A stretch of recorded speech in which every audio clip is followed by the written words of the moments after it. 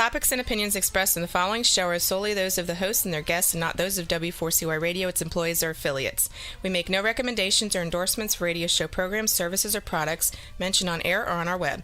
No liability, explicit or implied, shall be extended to W4CY Radio or its employees or affiliates. Any questions or comments should be directed to those show hosts. Thank you for choosing W4CY Radio.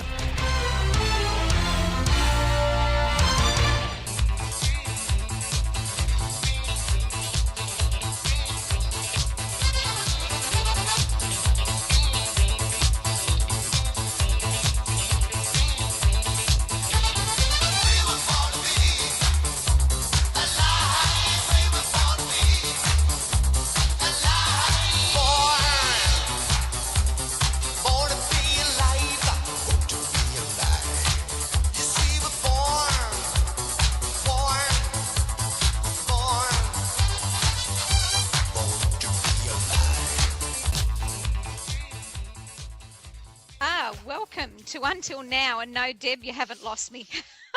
We're just this is our very, very first transmission of Until Now. So if there's a few bugs in the system, bear with us while we get this worked out. But my name is Rosie Pekar, and I'm bringing you Until Now, and this show is all about ordinary people with extraordinary experiences. And a little about me, since I'm a new host to this program, is I come from a background of 16 years law enforcement and investigation. So I'm not one that it's easy to pull the wool over my eyes, nor am I one who has there is to see in life, both on the good and the bad side.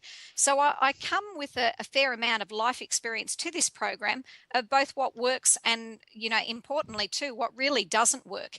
And that's sort of what I'm looking at with the guests that I speak to, is that, as we say here in Australia, as you've already picked up by my accent for some of you listeners in the American audience, is in Australia, we basically earn our chops, are saying more or less, we've been around the block for a while. We've walked in someone else's shoes, or we've experienced enough of life to have a really good positive viewpoint and opinion.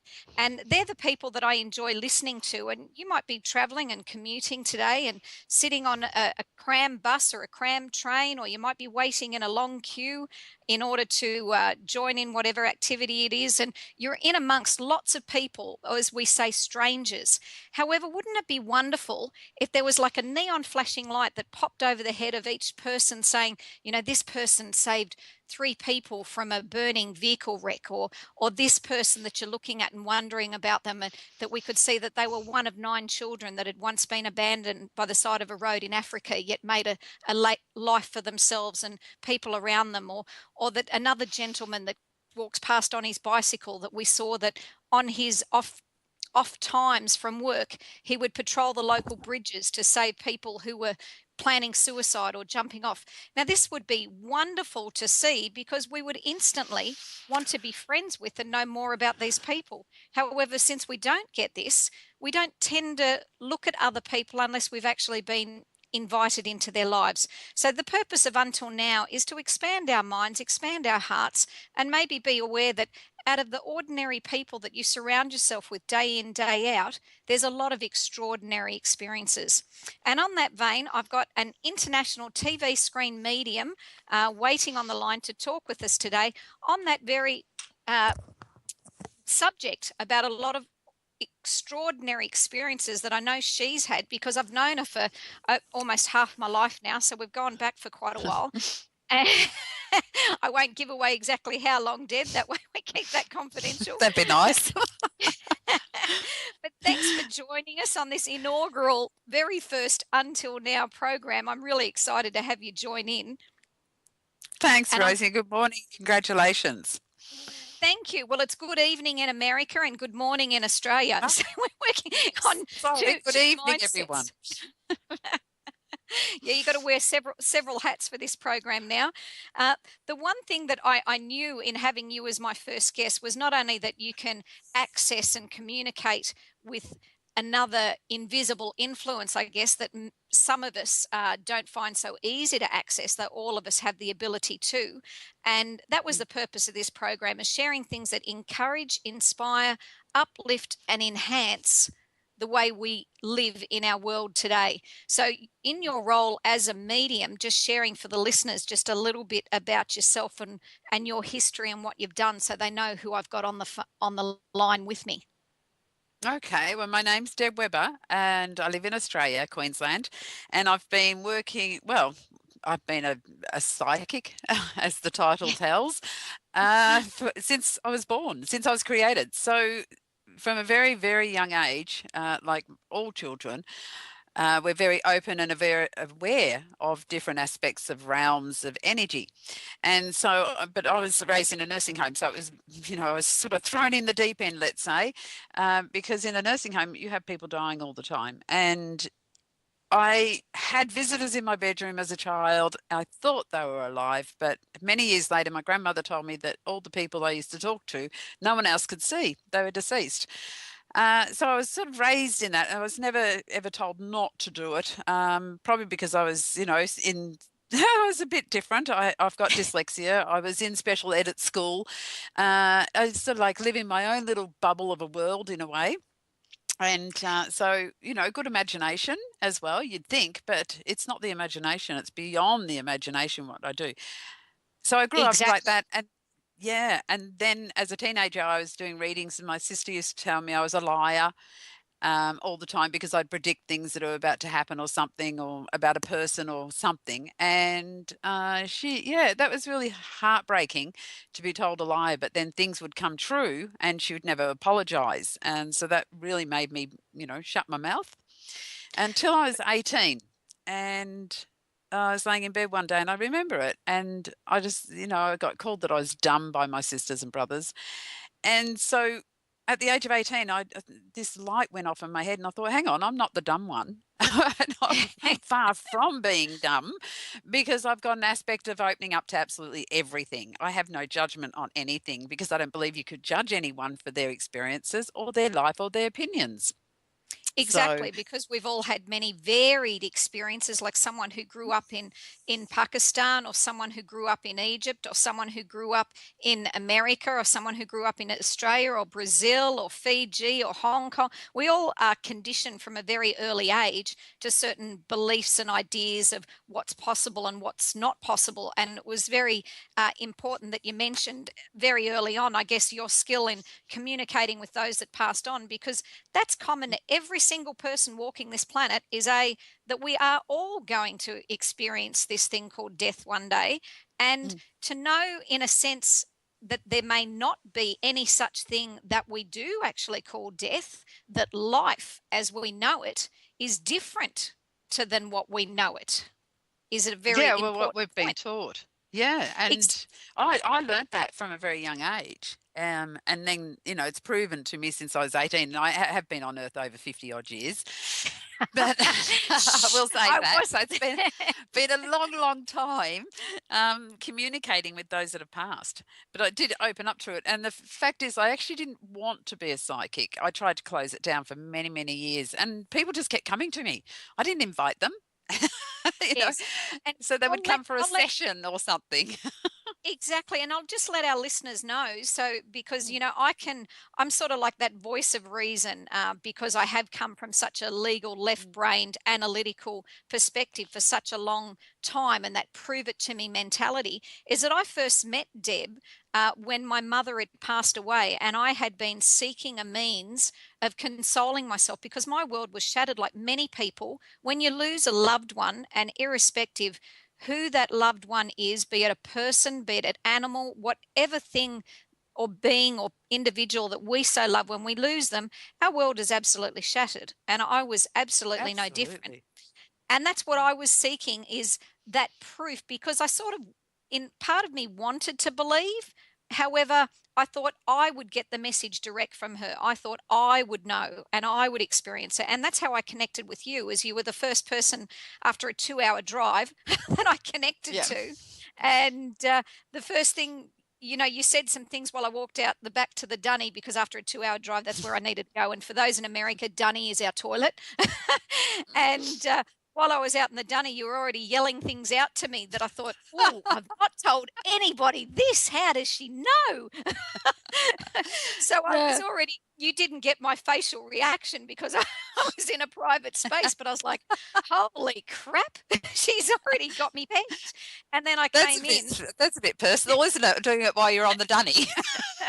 Exactly. Well, that's something all humanity has in common. We've all got to go when we've got to go. Absolutely. And spirit doesn't stop the other once they side. start. You can't stop spirit from actually talking. So once they start, that's it. I start talking because I'm relaying their messages. The beautiful thing is, as you just said, you wanted the proof, and that's the thing. People look for proof all the time, and it's like, well, the proof is actually in the reading. I mean, how do I know things about people that are past? How do I know things about people that are alive when they don't tell me anything? I don't know anything. Like the first thing I know about a person is their first name. That's it, nothing else. Yeah. Exactly. And that's the evidence that I can put forward quite indiscriminately, is the fact that I was present to that. And then when I came in, you shared information that only I knew. So that survival evidence, I guess, is what they call it, that a loved one receives that can only be shared via another loved one, that it's so private and so distinct. It's not a generality like, oh, change is coming soon, or there's talk dark and handsome about to walk in your door, or it was what you shared with me was that I actually had purchased a computer which I didn't own whilst my mother was alive, and you said, oh, your mum thinks you're really clever, she sees you working on the computer. And I thought, okay, yep, that could be a possibility. Computers were new back in this day, not as common as they are today. And you said she sees you making things up on the computer and you're leaving them at her grave. And that was correct. I was making up cards for my mother and I was leaving them for her that absolutely no one on the planet knew except for me and that tomb, that grave, literally. So it gave me tremendous relief. Yeah, and that's why I do it. It's actually for the people that, like you said, death is debilitating for a lot of us. And I've had my parents die and a lot of other people in my life. And when they come to me, and which is beautiful, my mother died when I was 12, and she's been to me 5 times, without a doubt, I've seen her. And my dad's been with me in the last 4 years a few times, not many, only a few times. But it's that alone has just given me comfort. But I can't read my family all the time. I can read other people, but not myself. I have to wait for them to introduce themselves into my life again. And it's beautiful when you have, parents that have lost a child, and I get the details. So that's the thing. I am really fussy. I like detail. I don't like the wish-washy readings. Exactly. I see a lot of those going on at some of the spiritual Exactly. churches, which is great. It's a practice platform for them, for mediums, I find. But really to get the detail about what's in the drawer beside your bed and Exactly. and I think I'm nosy. And again, for some of our listeners, they may not be aware, but you've also been featured as one of the mediums on Sensing Murder, where you actually assist in not only working out what's happened to a person, but hopefully also adding other insights and information so perpetrators can be brought to justice. So that's a high level of a skill set of mediumship to be able to do that. And I want to preface this because I spend a lot of time in America as well as in Australia, and in America at the moment, almost on every corner is popping up a psychic store, just like a Starbucks once before. It's becoming quite prevalent today. And I really want to preface this with, please do not just rush out and go see a medium and hang your life and bet all your valuable things on what they have to say. It's to be used with intelligent thought. And again, like anyone offering advice or information, to be just that, something that we assess and use our intelligence with at the same time. And the other thing is when people go to psychics, I get quite a few people coming and they say, I paid so much money and I didn't get anything out of it. And I say to people, look, if you book a reading and it's not correct, if it's not working within the first 15 minutes, 20 minutes of it, stop it. Stop the actual session and don't pay. Because I believe that psychics have to prove themselves to the person to make sure they got the right souls or the right information coming through. So I'm really fussy about that. So if something's not working for me, I usually cut it off and we rebook. because the timing might be wrong. The person might not be ready. There might be something that's going to happen in their Yes. life before they can have a reading. All this sort of stuff, why readings get blocked. It doesn't mean the reader's bad or negative or anything. It just means that it may not be the right timing. So I'd say, look, just cut it off and don't pay for it and reschedule. And if it doesn't work again, stop it and schedule again. Because the reader will Exactly. know if they're having difficulty or if they're, trying to be a scammer. They know in their heart. So, but it's up to the person coming, and then stop complaining when you pay for something when you know it wasn't right anyway. And So that's the exactly. biggest thing I find that people complain about is I paid so much money and it wasn't correct. And it's like, well, why didn't you just stop it in And the first place? unfortunately, there is also the putting forward of a lot of superstitious beliefs and ideas that, oh, we've laid a curse on you, and the only way to remove this curse is to purchase $400 worth of candles, and we'll burn them over 3 weeks. And that's why I say, we were given our brains not to put them on a budget. Nothing will No. break by using them and expanding them, but to research and find out more about this area of exploration, because it enhances our lives. Like I know we did some project just recently, you and I, for filming, and during that, you said one of the best parts of what you did is able to teach people how they can manifest for themselves in their lives things that they want. The first, I'll just go back to what you said though, Rosie, about curses and everything, because that Yes. does happen to people. People do get curses put on them. And it's, you've got to go to the right people to actually remove that sort of stuff. Where I don't remove it, I can clean houses and I can do it, but I prefer to use a shaman or a kinesiologist or something else. And I ask, I say to the clients, look, you've got to talk to the person that's going to do it first. If they don't sit well in your heart, don't use that person, research another person, because the right one, you'll feel it yourself, because we're all psychic. Everyone on the earth's a psychic. You've got a gut Yes. instinct. Yeah, so you can sort of do that. Now, I can't remember what you just said. Isn't that funny? Sorry, I just lost that. That's all right. We went on a tangent, but I went on about, how we can teach people through using our psychic Oh, abilities how to manifest for ourselves. yeah, absolutely. I believe that the way to manifest and the way I've learned throughout my lifetime is I have a feeling that, I need something or I want something. And then I have no doubt about it.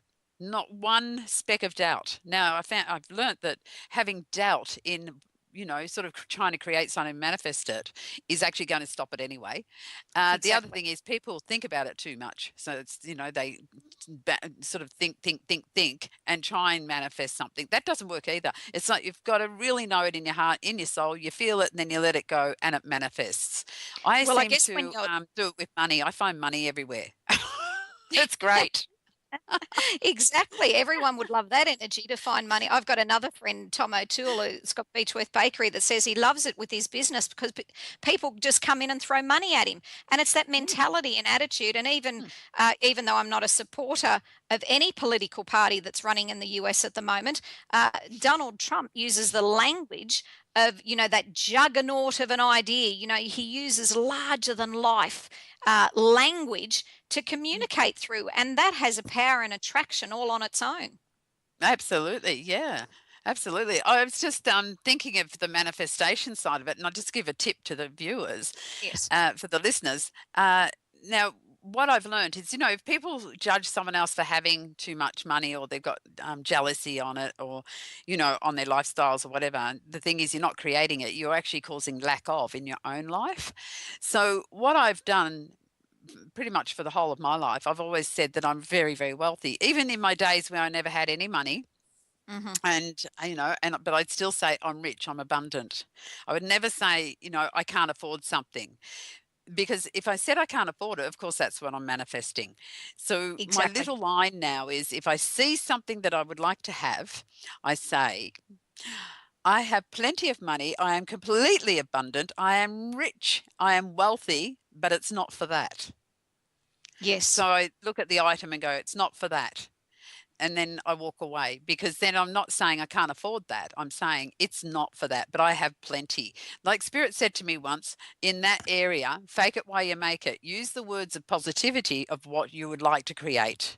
Think what you want, not what you don't want. Even if you're having a bad time, try and get the positive out of it. Exactly. And that's the purpose of why I titled this program Until Now. And the mentality behind it is that all of us have been conditioned to a certain extent by the people around us. And I guess if they're not flowing in abundance, it might be more challenging for us to flow in abundance because we've learnt and adopted their habits and ways of being in the world. However, as we grow up, we have got access to unlimited amounts of information and ideology at our fingertips.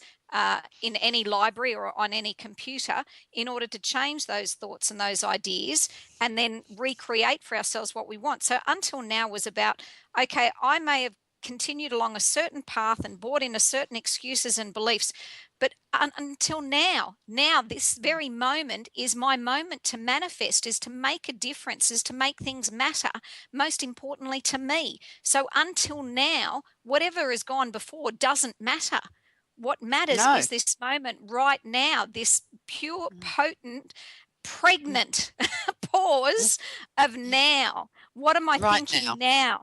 Exactly. Yeah. What am I focusing on now? What am I paying attention to now? What am I giving thought to now? What am I talking about now? That's what I love, talking with people who are, it's not tell me as it is. Tell me as you want it to be. Tell me what excites and delights and inspires you. That's what I love listening to many entrepreneurs around the globe that I've had the good fortune of being able to mix with over the decades, is hearing their inspiring stories of not what's been, but what they're up to, what they're becoming. Yeah, well, the past doesn't exist and the future is just the thought. So, the only time you can live is actually now. And even when we talk about, because I work with a lot with people with grief, even with grief, if you don't think about the person that's passed in the now, and if you think about an elephant or something really beautiful, an elephant with purple dots and a pink tail and all this sort of stuff, you will actually lose your grief because your thought will help you do that. So it's quite easy. And it's funny how you're talking about thoughts and manifesting and being conditioned. My father, I had a little funny moment with my dad. My dad was a newborn Christian. And I used to go to church with him on Sundays when I was at home and hold his hand. He was very proud to have me there. And, it was really cool because, I'm a spiritualist, I call myself, a psychic. And of course, Christians' belief is, I'm not supposed to be doing what I'm doing, I guess. Oh, but it's the devil's work, it's really apparently. funny, though. But Dad said to me once, he's sitting there with his Bible and he said to me, you're not supposed to be doing what you're doing. And I said, what? And he said, communicating with spirit. And I said, well, who do you pray to? And he Exactly. looked at me with a funny look on his face and he said, oh, live people? I said, oh, Dad, come on. The thing is, I communicate with the God source, which I call energy, the God source, because I'm Exactly. comfortable Yes. with that word. It's just a Yes. word. And I said, I communicate with the God source. But the thing is, you ask him for things and you don't receive the answer, but I do. So and it's all based about love with me and harmony. And manifesting, yes, but for your highest good. Well, actions will always So- reveal the intentions. Absolutely. Yeah, absolutely. Because as Jesus demonstrated with his actions, and they wouldn't say that that's the works of the devil because they accept Jesus and what he does. Well, I believe in Jesus and everything because that, again, I've been Exactly. taught not to judge. And I was listening. It was really fun because I'm not religious, but I don't judge religion Yes. because everyone's got their own experiences to have with whatever belief they need to have in their life at the time, which is fine by me. But I used to listen to, and I still do, I listen to the gospel stations on the radio. I still do. Yes. I love Yeah. it. It's Yes. inspirational anyway, Well, if that's nothing what's else. great. Yes. Yeah. You mentioned sensing murder earlier. Yes. About that. And I learnt a lot out of that show doing Sensing Murder because, I often had the police following me, taking notes and everything. And a lot of people say, where's the outcome? Why don't we see the outcome of the show? What happens, after we do what we do, finding the murderers or the people or whatever the case may be. And that's purely because legally we're not allowed to. I just want Exactly. people to know that because if they look at it Yes. in YouTube and go, well, where's the follow-up? Well, legally, we're not allowed to. So it Exactly. makes It it will be very a difficult. But I will say contamination or corruption. yeah, but I will say it's done a lot of good. We have had a few people put away and found a few people and whatever else, but it's done amazing job. Now, one of them two things have happened with that show. My first one because I filmed in Australia first. Then I went to New Zealand. They asked me to film there, so I did. And I did a little girl by the name of an 18-year-old of Olive Walker. And I said to Olive after the show, she was murdered and left on the side of the road. And I said to Olive, I really, really want to find the gentleman that did this to you. I really, really, really want to find him. And she said to me, "You're not there to find the murderers." And I sort of went, "What? What's the purpose then?" That's what Yeah. I thought it was. I thought I had to find them. And she said, "No, you're there to give the families closure and to put it back out there so people might remember things." That took Yes. a big responsibility off my shoulders. And I thought, Yes. wow, thank you for that, Olive. I really sort of needed that to keep going because, otherwise you put yourself under so much stress wanting to And be, that occurs finding them. with police, because as police, we deal with lots of people in stages of grief and overwhelmment. And of course, we want to, provide the answers to all the puzzles and all the riddles and all the crimes. And unfortunately, it's not like TV where it's solved in, 30 minutes or under an hour. No. It's an ongoing process. And anything that aids to empower a person through the grief process, I support wholeheartedly and endorse. And that's the one thing I've seen in amongst some very skilled mediums, is the ability to give the person relief, because you see the person change before their eyes from deep despair and depression, especially when it has been a tragic circumstance that has taken their loved one, because now they know their loved one is no longer in pain or difficulty or suffering or caught up. Their loved one is only concerned about the people that are left behind. Absolutely. And the thing is, it's not just the people with the relief of, grief. Even through that show, like I said, there's two things. We received an email of a lady with some of the first filming that we did, and she wrote into the production station, and I'm trying to think what they're called, the people that did it. Anyway, the production company, Yep, that's yep. right. An email, and she said her 16-year-old girl was always climbing out the bedroom window at night, going out all night long, coming back in the morning. And, this mother worried herself sick. They did everything to try and keep her inside. But of course, being 16, she was virtually allowed out. I think she was 15 or 16. But anyway, it was such a worry for her mum. She got her daughter, to sit down and watch Sensing Murder, and she emailed, and this is through the email, and she said, and she never ever climbed out that window again and took off. How I think good it's is that? become mandatory viewing for all the teenage demographic in Australia and America. The thing is, we could have saved her life. How do we know that we didn't save that girl's life? And I just think, wow, that show is like healing a lot of people on different levels, and that's what mediums do. Different levels of wonderful part, life. I think too, from my background, 16 years in law enforcement investigations, is knowing that perpetrators may not be able to sleep so easily at night now, knowing that there are more resources of how you're going to get busted, not just, CCTV or, eyewitnesses. These are witnesses of a different kind, but they connect the dots.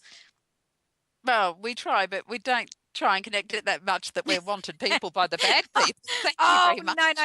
No. I mean, you can't connect the dots. I mean, if dots are brought up, it's the police's role that I'm talking about that connect the dots. So I'm just going to let people know that may have just tuned in at the moment that we're listening to W4CY Radio Live.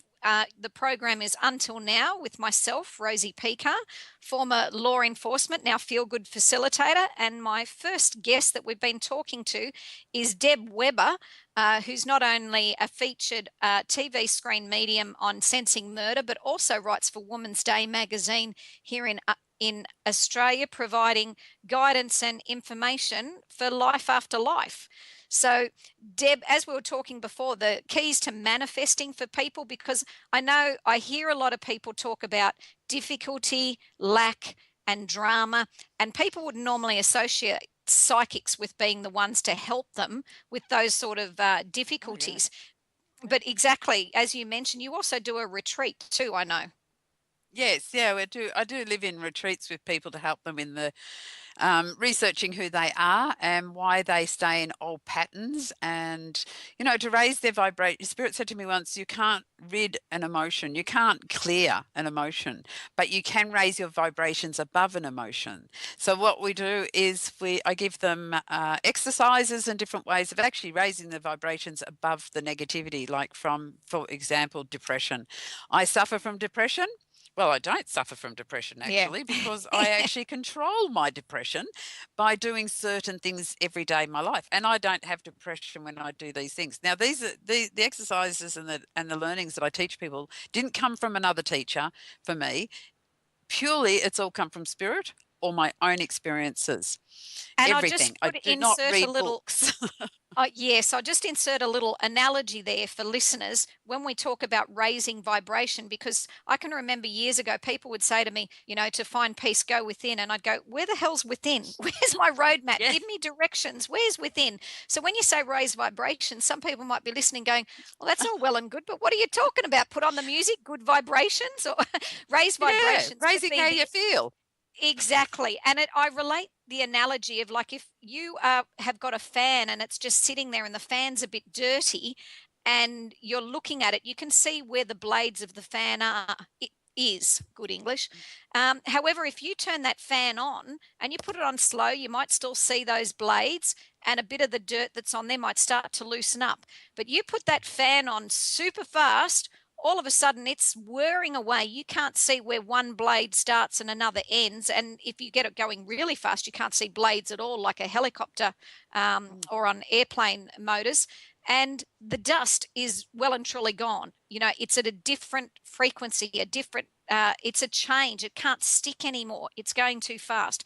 So that's what I think of when I talk about raising vibrations, is changing my state, that old stuff can't stick anymore. Absolutely, and that's exactly what it is. You've still got the emotions, but you learn once you've lived in a higher vibration, as we're calling it at the moment, or a higher Yes. feeling, a happy feeling, and you do that on a constant basis, it actually becomes who you are. So you Yes. don't fall back into the negatives, and if you do, you're completely aware of it, but you've got exercises and ways to actually get through that and get back into the high ones. Now, when you feel good, you manifest better. When you feel good, you can heal your cellular structure heals quicker.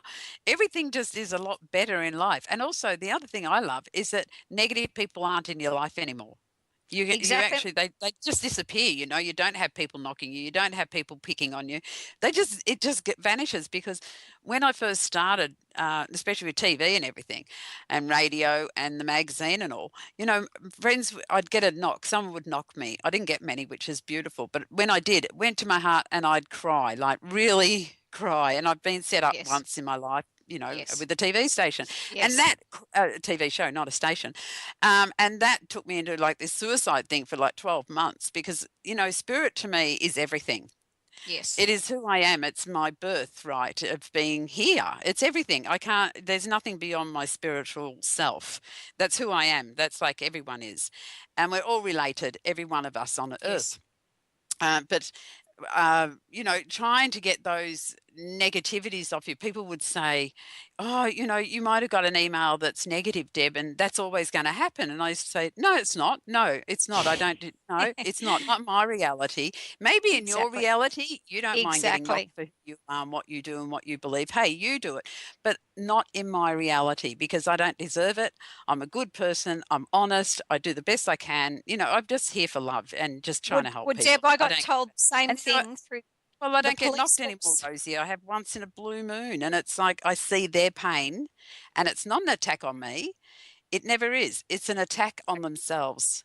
Exactly. But people, they repeat what they know. And through the police force, I used to have people say to me, Rosie, you can't tiptoe through the tulips.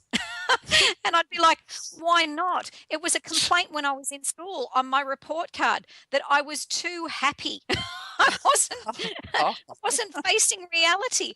And it's again like, no, I face the reality of the life that I wish to live. And this is what, it's don't talk about where you've been and what you've done if it doesn't inspire and excite you. Talk about where you're going and what you want, something that gets your juices flowing, because mm, we watch too many people, and I call them the shadows. the grey people, they've faded to the background, and sometimes they want to take centre stage in your life, and they want to usurp whatever little bit of joy or excitement or enthusiasm by saying, oh yeah, that won't work. Oh, I've seen that before. They didn't, have much luck, or whatever negativity it is. It's like, that's their juice. That's what they run on. And if they can suck some more out of someone else, then their life by default might feel a bit better because they think they're all in it together in that muck and mire. But the more you surround yourself with the people who are uplifting, who are finding that positive side, who are respinning it in a way that works better, automatically you feel your own energy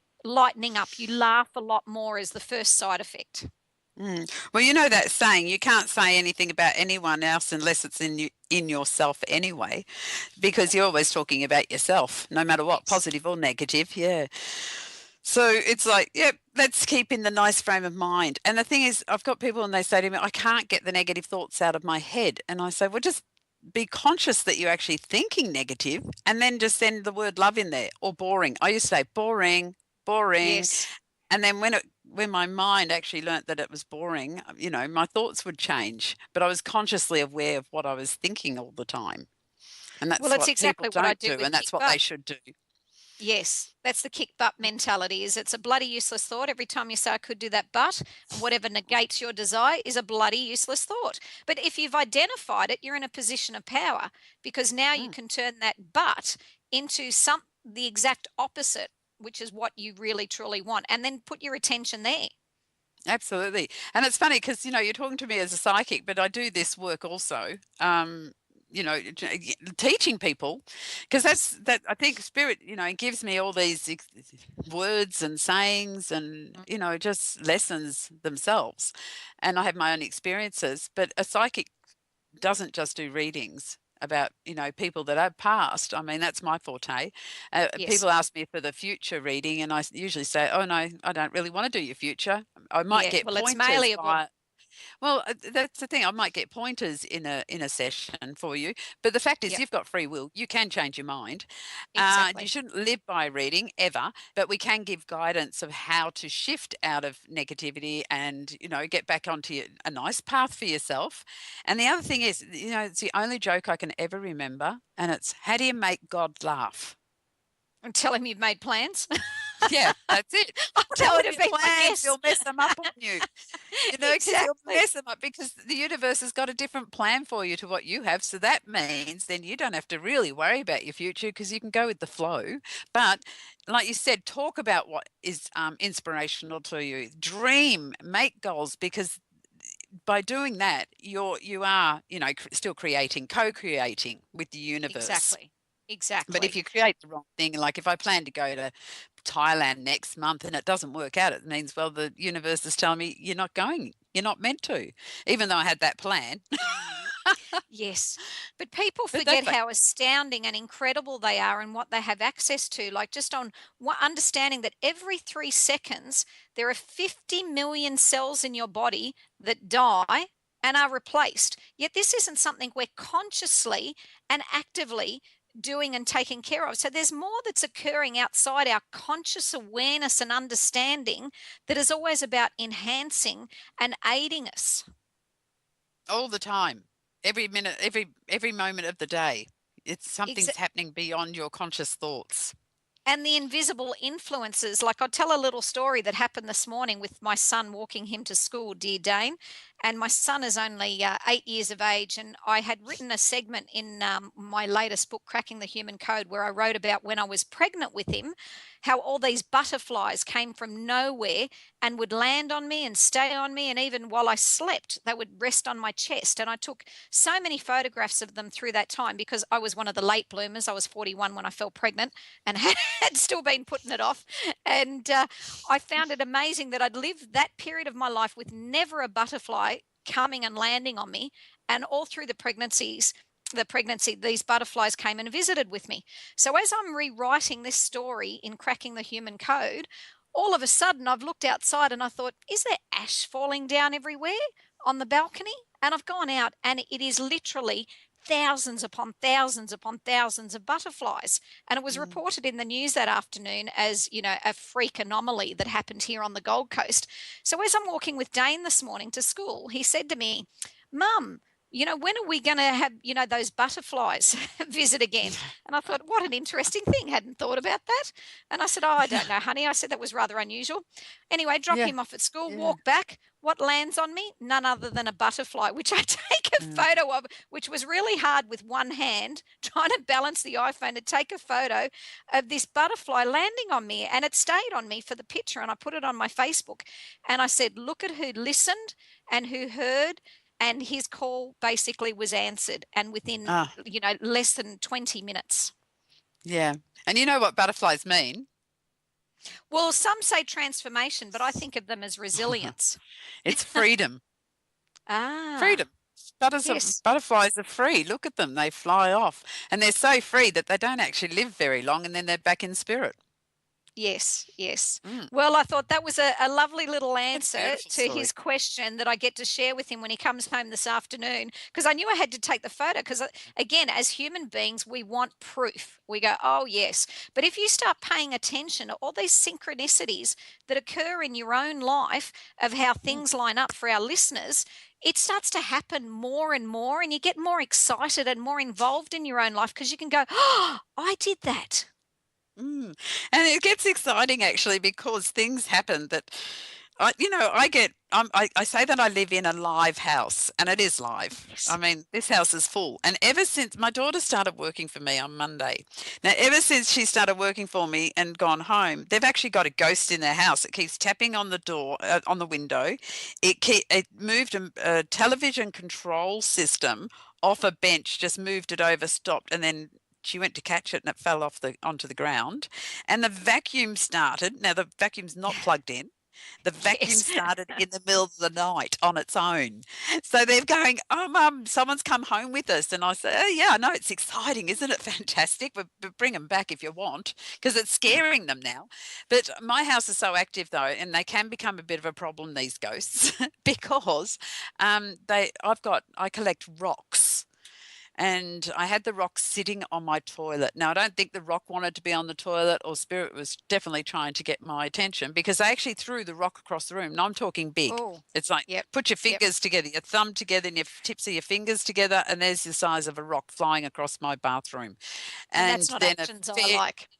Oh, it was amazing. Then a fairy dropped over, and then my passport was in my house, and then all of a sudden it was 20 hours away. It was in Cloncurry. I had to get it posted back. It disappeared out of my house. And I'm talking about in a day.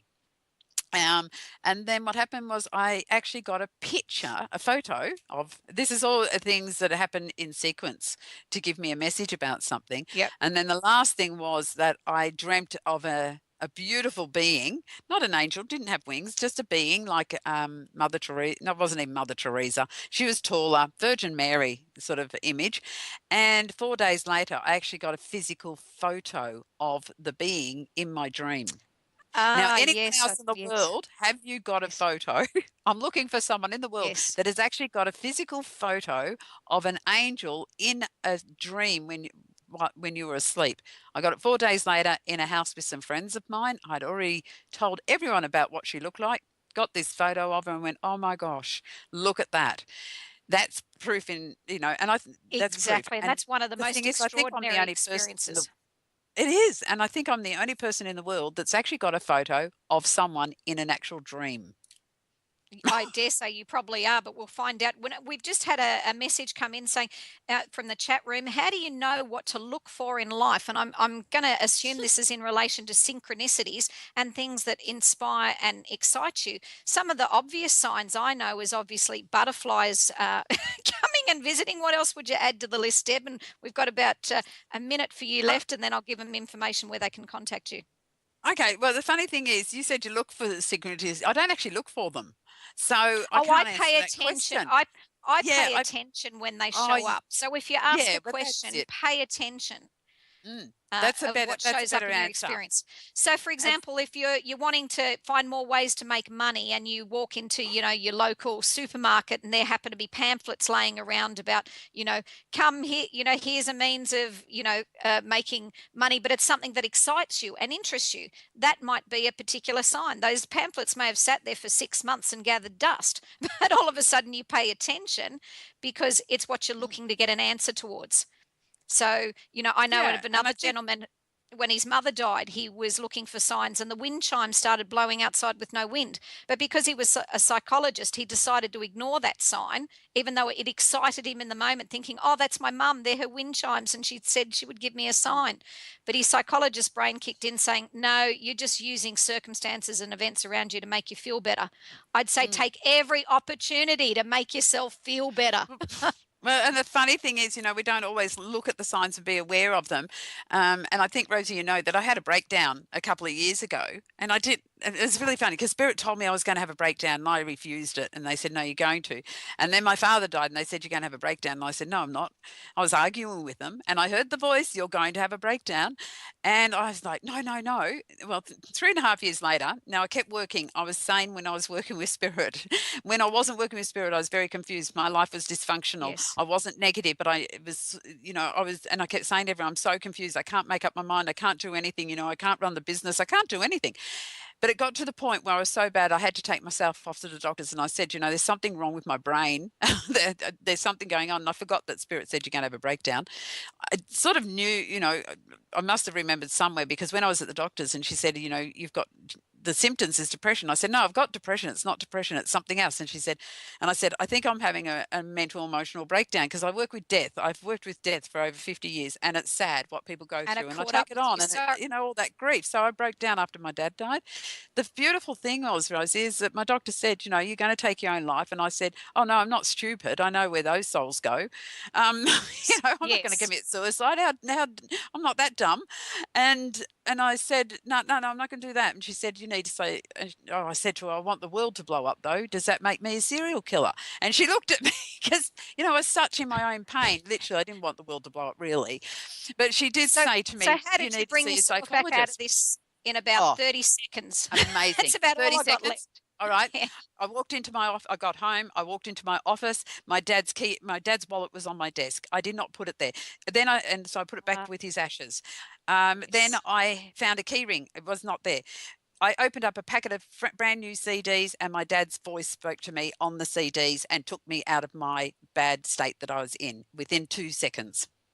Exactly. So I think any opportunity people can find to feel good. And so for those that may be interested in getting in touch with you, where can they do this? Well, through my Facebook, Deb Webber, through my website, debwebber.com.au, and that's got my email contact on it, my website. Yep. So Deb Webber is DEBWEBBER. Thank you, Deb, for joining us on our first inaugural Until Now. And no doubt to have you back again at another date. We got too much to talk about. Absolutely. I would love it, Rosie. And I love you to bits. Say hello to Dane, and hello, America. Good night. And I hope you all sleep sweet. Exactly. Say a prayer before you go. Think on a kind thought that you can share for the world, and immerse yourself, saturate yourself in that thought as you go to sleep. Absolutely. Thank you, Deb. Thanks, Rosie. And for those that you have been listening to Until Now with Rosie Pica, which is myself. I come from 16 years in law enforcement and investigations, which may surprise you considering I've just been talking to a medium, but it's a medium who does, yes, speak to what we call dead people, but I think they're probably more alive than some of us that we meet on the streets here today. So any opportunity you can find to make yourself feel good and others feel good, I would say grab it with both hands and take that, because your life is made up by the moments that matter, and it's you who determines what matters the absolute most. Now, just in closing, Deb and I were talking about getting your focus off lack. So I pulled an Abraham's abundance card, Abraham's channel by Esther Hicks, and it says, I can't tell stories of shortage and experience abundance. So think about what you're having in your conversations with your loved ones and friends, because continuing to tell stories of shortage only continues to contradict your desire for abundance, and you cannot have it both ways. You cannot focus upon unwanted and receive wanted. So take this opportunity now to focus on what it is you do want, and I look forward to talking or being on air next week. So until now, with Rosie Picar, until next week.